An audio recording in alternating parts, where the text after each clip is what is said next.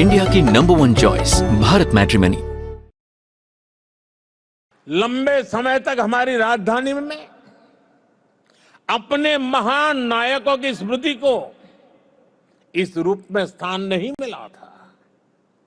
हमने यह तय किया कि देश की नई पीढ़ी राजधानी के केंद्र में अपने नायकों से प्रेरणा ले। राष्ट्रपति भवन परिसर में भी परिवर्तन किए गए। मुगल गार्डन का नाम बदलकर अमृत उद्यान किया गया। जब पुरानी संसद के पास नए संसद भवन का निर्माण हुआ तो हमने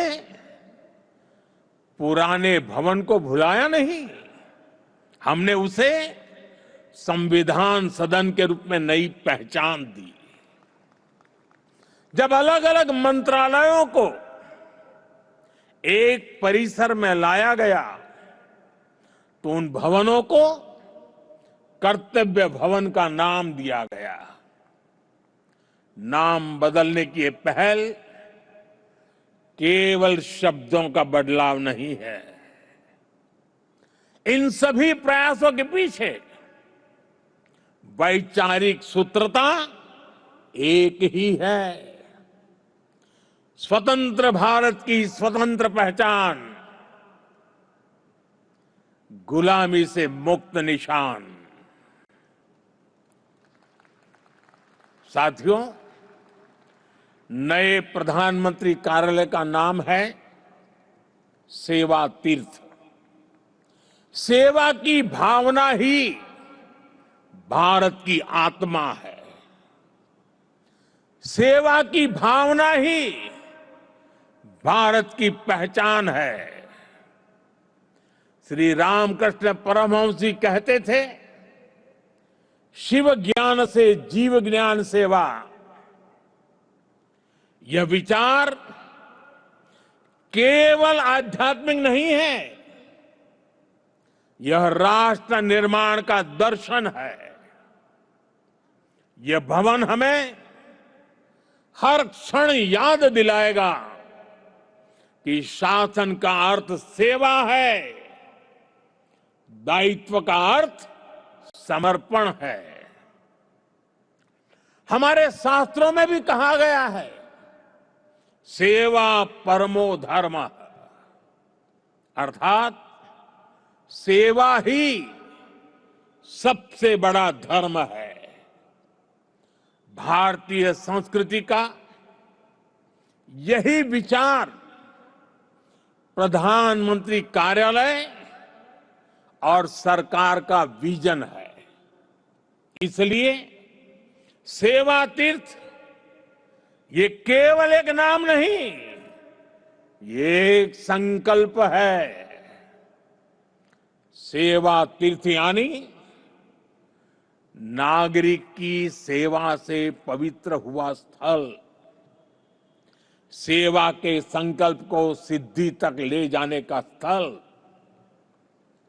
तीर्थ का अर्थ भी होता है तरति अनेन इति तीर्थ, अर्थात जो तारने की, पार करने की क्षमता रखे, जो लक्ष्यों की प्राप्ति में सहायक हो, वो तीर्थ है। आज भारत के सामने भी विकसित भारत का लक्ष्य है, आत्मनिर्भर भारत का लक्ष्य है। हमें करोड़ों देशवासियों को गरीबी से मुक्ति दिलानी है। हमें देश को गुलामी की मानसिकता से मुक्ति दिलानी है। और ये काम सेवा के सामर्थ्य से ही सिद्ध होगा। साथियों, आज जब भारत रिफॉर्म एक्सप्रेस पर सवार है, आज जब भारत अंतर्राष्ट्रीय संबंधों की एक नई गाथा लिख रहा है, आज जब नए नए ट्रेड एग्रीमेंट्स संभावनाओं के नए दरवाजे खोल रहे हैं। जब देश सैचुरेशन के लक्ष्य की ओर तेजी से बढ़ रहा है, तो सेवा, तीर्थ और कर्तव्य भवनों में आप सबके काम की नई गति और आपका नया आत्मविश्वास देश के लक्ष्यों को प्राप्त करने में बहुत बड़ी भूमिका निभाएगा। साथियों, हमारी संस्कृति कहती है, हर शुभ कार्य से पहले स्वस्ति वाचन, मंगल की कामना, शुभ का संकल्प, वेद का मंत्र हमें दिशा देता है। आनो भद्राः क्रतवो यन्तु विश्वतः, अर्थात कल्याणकारी विचार हर दिशा से हम तक आते रहें, यही इस भवन की आत्मा होनी चाहिए। भारत के महान लोकतंत्र में जनता के विचार ही हमारी शक्ति है। जनता के सपने ही हमारी पूंजी है।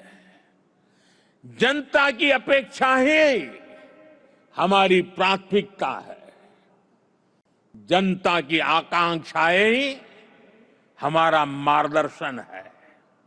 इन भावनाओं और इस भवन के बीच कोई दीवार नहीं होनी चाहिए, कोई दूरी नहीं होनी चाहिए। जब आप जनता के सपनों को समझेंगे, तभी नीतियां जीवंत होगी। जब आप जनता की आकांक्षाओं को महसूस करेंगे, तभी निर्णय प्रभावी होंगे। पिछले 11 वर्षों में हमने गवर्नेंस का एक नया मॉडल देखा है।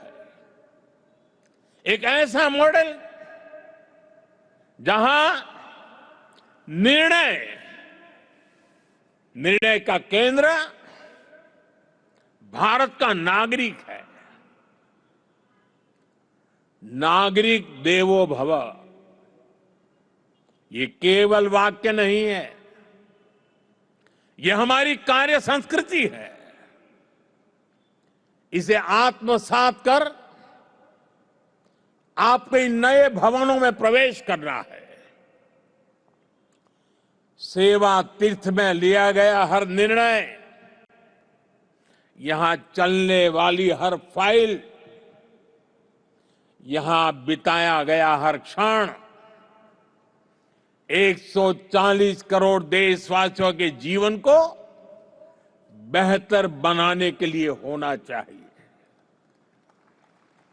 मैं हर अधिकारी से, हर कर्मचारी से, हर कर्मयोगी से कहना चाहता हूं, जब भी आप इस भवन में कदम रखें, पल भर के लिए रुक जाएं, कुछ क्षण ठहरे, अपने आप से पूछे, क्या आज का मेरा कार्य करोड़ों देशवासियों के जीवन को आसान बनाएगा? यही आत्ममंथन इस स्थान की सबसे बड़ी शक्ति बनेगा। साथियों, हम यहां अधिकार दिखाने नहीं आए हैं, हम यहां जिम्मेदारी निभाने आए हैं।